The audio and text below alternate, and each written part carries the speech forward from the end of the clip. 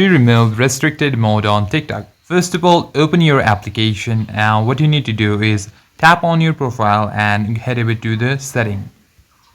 Now, under the setting and privacy, tap on setting and privacy. Here, under activity, you will find content preferences below manage post. If you don't find it here, in previous version it used to be located on content and display section, and you can find below activity center if you have previous version of TikTok, but in the latest version it is at the top option. So tap on content preferences, and here you'll find the restricted mode. So it is already off. In order to turn on or turn off, tap on that.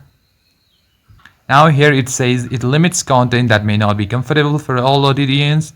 If you find content that makes you uncomfortable while in restricted mode, so you can easily turn it like this. So tap on turn on, and you can easily tap on which you want to say. Okay, submit.